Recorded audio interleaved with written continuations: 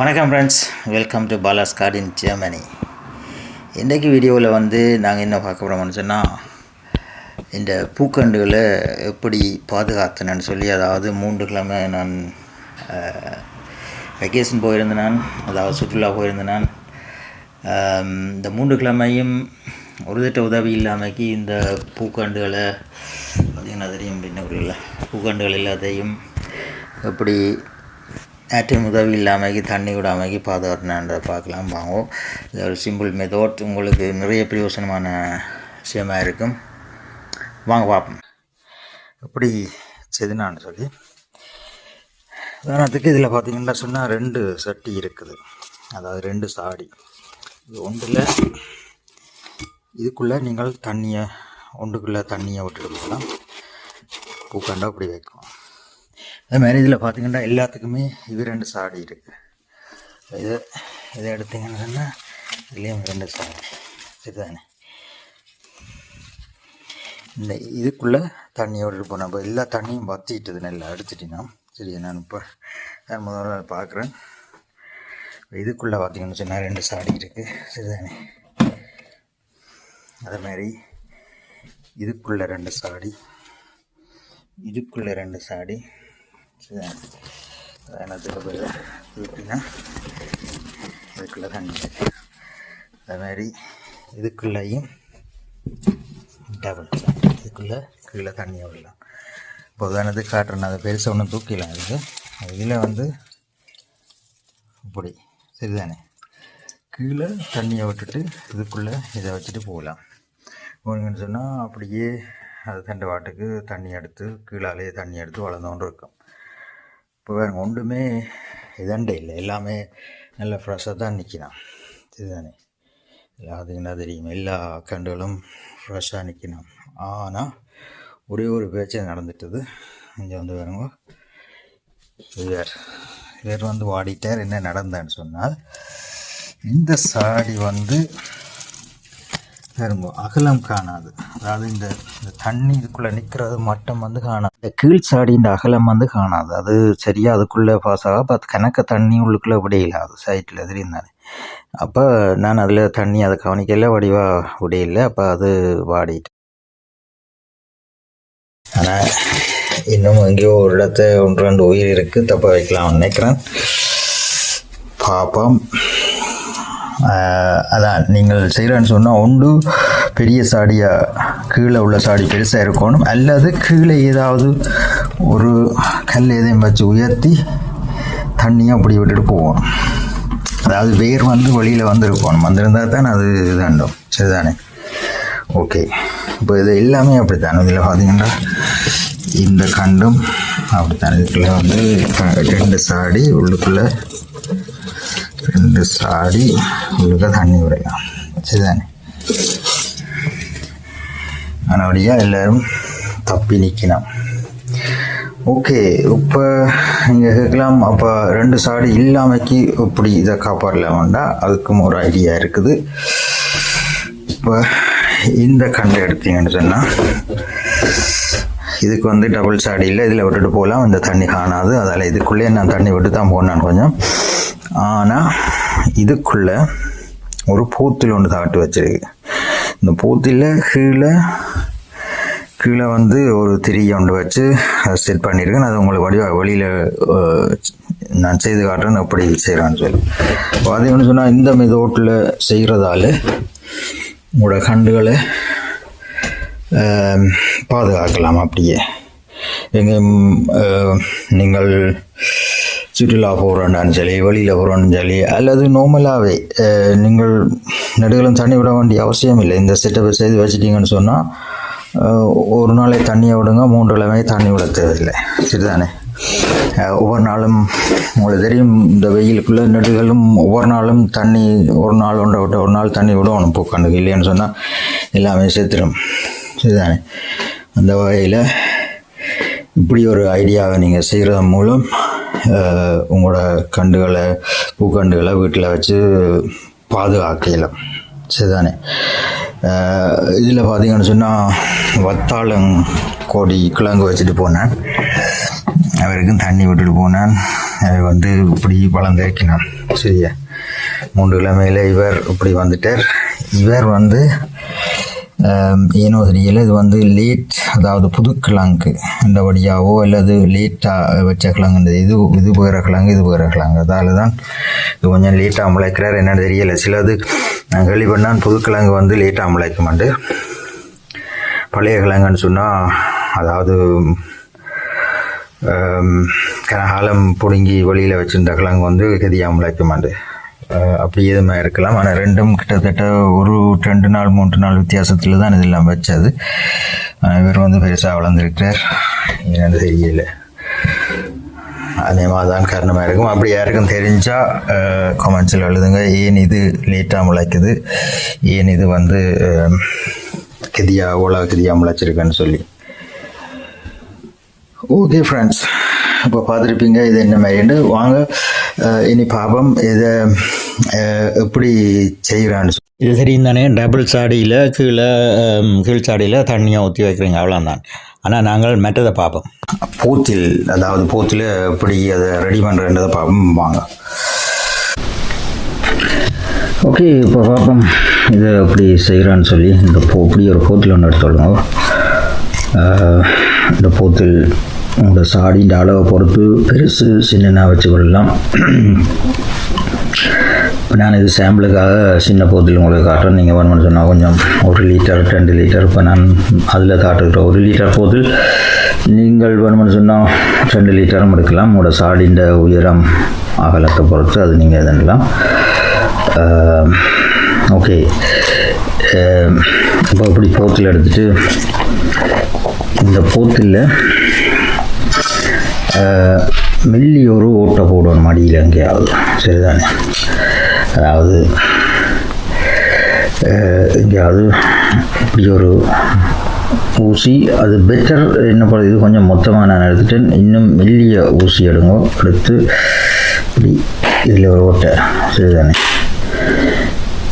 இந்த ஓட்டை வடிவாக காணும். ஆனால் ஊசியால் போட்டால் இன்னும் நல்லா மெல்லிய ஓட்டையாக இருந்தேன்னு சொன்னால் இது இப்படி இந்த திரி வந்து நீங்கள் வேணும்னு சொன்னால் கொட்டன் துணியில் உங்களோட பழைய உடுப்புகள் இருந்தும் திரித்து எடுத்துக்கொள்ளலாம். கிழித்து அதை திரியாக்கி எடுத்துக்கொள்ளலாம். அல்லது நீங்கள் கடை வழியாக வேணலாம். அலி எக்ஸ்பிரஸில் இருக்குது, இது வேணலாம். கொஞ்சம் காசு தான், இது ₹1 ₹2 தான். 25-50 இப்படி வரும். அதுவும் இல்லைன்னு சொன்னால் நான் இது வந்து ஆக்சன், அதாவது ஜெர்மனில் ஆக்சன் மார்க்டான் இருக்குது. அங்கே வேணால் ஒரு மொப் உண்டு, தெரிந்தானே, இந்த நிலம் துடைக்கிற மொப். அது வந்து €2 ஒரு மொப். ஸோ அதிலிருந்து கலட்டி எடுத்த இதுதான் இது. நீங்கள் இதையும் பாவிக்கலாம். சரிதானே? சரி, ஓகே. இப்போ இது என்ன மாதிரி செய்கிறேன்னு பார்ப்போம். அதாவது இப்போ நீங்கள் இதில் ஓட்டை போட்டிங்க தானே, பாப்பம் இங்கே இருக்குது. இந்த ஓட்டையில் இதை வந்து இப்படியே கட்டுங்க, இந்த ஓட்டையை மறைச்சு. சரிதானே?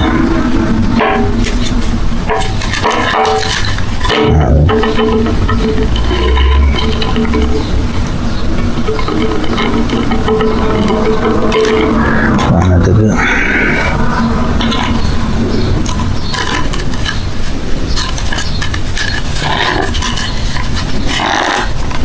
நல்லா இறுக்கமாக கட்டுவோம். இந்த முடிச்சு வந்து அந்த ஓட்டையோடு இருக்கக்கூடிய மாதிரி கட்டுவோம். இங்கே எந்த ஓட்டை இங்கே இருக்குது, இதுதானே ஒரு அதில் இருக்குது. இந்த முடிச்சு வந்து இந்த ஓட்டைக்கு நீரை வரக்கூடிய மாதிரி கட்டுவோம். கொஞ்சம் நல்ல இறுக்கமாக கட்டுவோம்.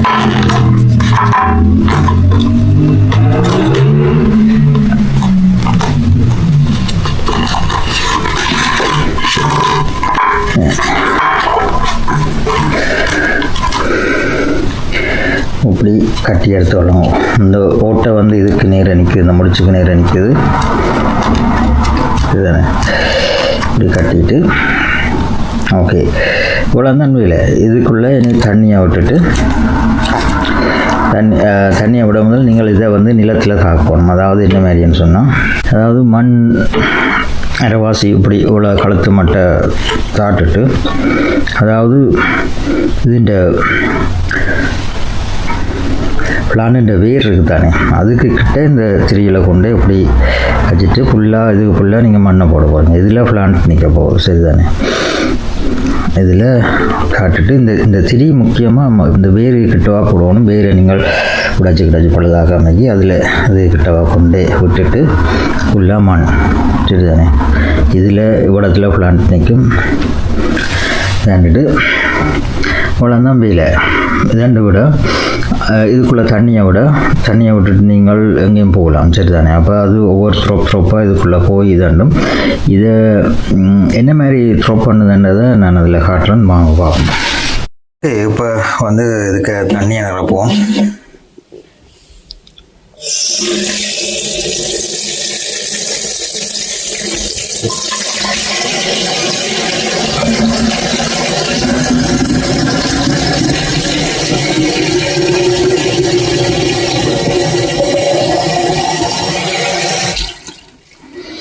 சரிதானே. தண்ணி நிரப்பின பிறகு மூடி முக்கியமாக இருக்கணும். அவுட்டை கிட்ட ஒன்றுமே இருக்கக்கூடாது, ஃபுல்லாக டிஸ்டாக இருக்கணும். அதை ஃபுல்லாக மூடுவோம். மூடி, சரிதானே. நல்லா டைட்டாக மூடிட்டு இப்போ பாருங்க, கிட்டத்தட்ட இப்படி தான் இருக்கும், சரிதானே. இதில் வந்து ஒவ்வொரு த்ரோப் பாது விழுந்தோன்னு இருக்கும். வடிவாக பார்த்தீங்கன்னா தெரியும். இது இப்போ தண்ணி நினைஞ்ச வடியாக கதியாக உள்ளது.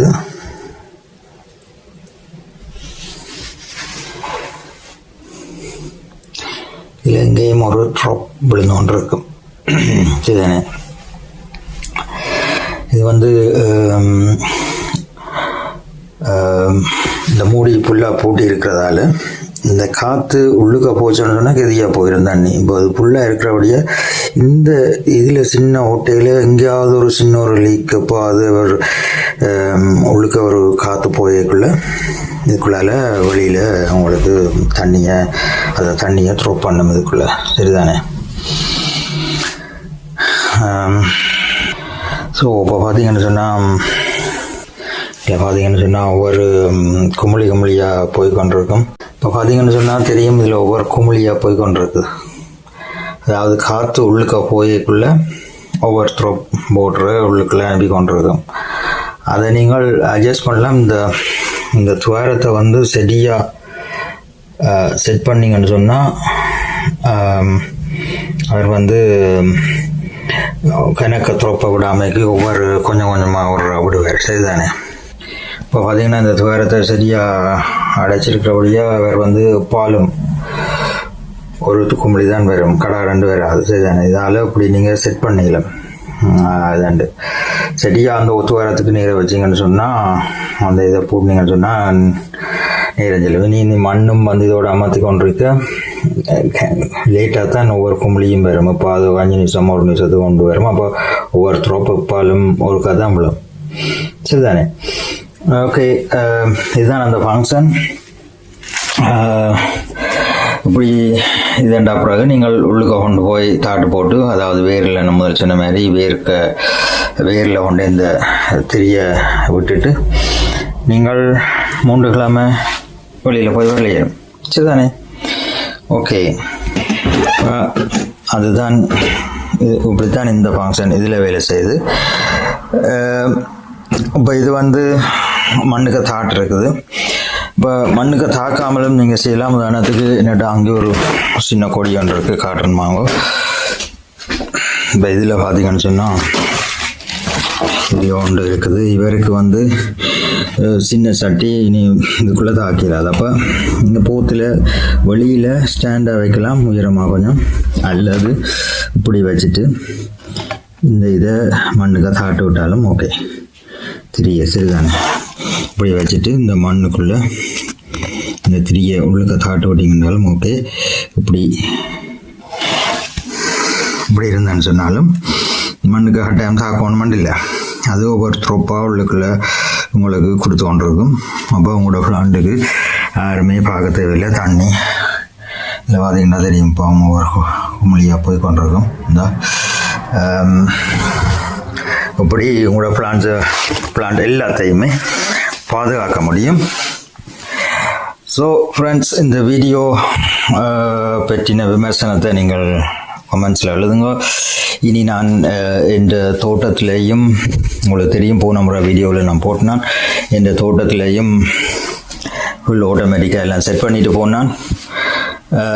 அடுத்த வீடியோவில் அதை பற்றி உங்களுக்கு விவரமாக தரேன். இன்றைக்கு வளர்ந்தான் என் வீட்டில் உள்ள பிளான்ட்டை நான் எப்படி பாதுகாத்தினேன்னு சொல்லி. இது நான் வெக்கேஷன் போகிறதுக்காக செப்பரேட்டாக செய்தது கிடையாது. என்ன சொன்னால், இது நான் ஏற்கனவே இப்போ ஒரு 6 மாதம் 1 வருஷத்துக்கு முதலே இந்த செட்டப் எல்லாம் நான் செய்துட்டேன். என்னென்னு சொன்னால், ஓகே, இந்த போத்தில் அதுகள் தாக்கியில் மற்றபடி இப்போ இந்த டபுள் சாடி, அதாவது சாடிக்குள்ளே தண்ணியை விட்டுட்டு போகிறது, அப்படி 2 டபுள் சாடியை வச்சு ஒன்றுக்குள்ளே தண்ணி கிட்டத்தட்ட வளத்துக்கு தண்ணியை விட்டிங்கன்னு சொன்னால் அது கீழே எடுத்து கொண்டு இருக்கும். இதால் உங்களோட பிளான்ட் வந்து